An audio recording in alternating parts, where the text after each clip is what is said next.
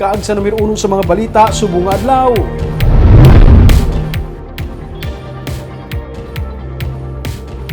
Duha sa mga sospek sa pagpatay sa kay Negros Oriental Governor Ruel Digamo kag walo kay iban pa ang ipaidalom sa Witness Protection Program para mangin saksi sa kaso. Samtang duha sa mga gipasakaan sa kaso, mga taga Negros Occidental. Yaring report. Kaso nga multiple frustrated murder, agin file sa Provincial Prosecutor's Office samtang illegal possession of firearms and explosive, agin file naman sa Bayawan City, Batok Sanday, Joric Labrador, ang anay miyembro sa Army kag residente sa Cagayan de Oro City.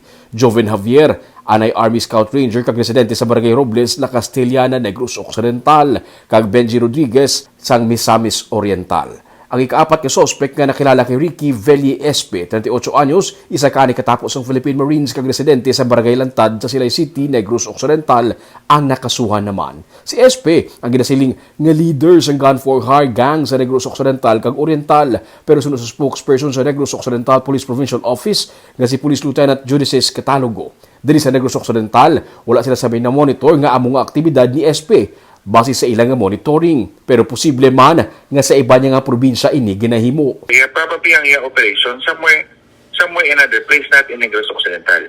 Ay, hindi siya dari. Amo sa iya. And understandably, kung taga Negros Occidental siya, even kung diri siya normal sa tao, but in other place, cooperate siya sa iyang criminality or some sort of siya mangitang leader. Impormasyon naman nga ilang nakuha ang pamilya ni Javier sang La Castellana. Wala makahibalo nga wala na siya sa serbisyo. Kag pinsar-anay sang iyang mga ginikanan, aktibo pa siya nga Scout Ranger.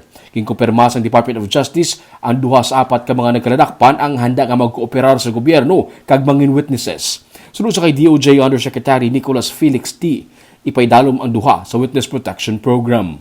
In line with our efforts to prevent further injustice to the innocent victims and their families and for their protection, 2 witnesses to the case have already been referred to the Witness Protection Program. Moreover, we are working closely with the PNP and the DILG for the transfer of the respondents who are currently detained to the NCR for protective custody.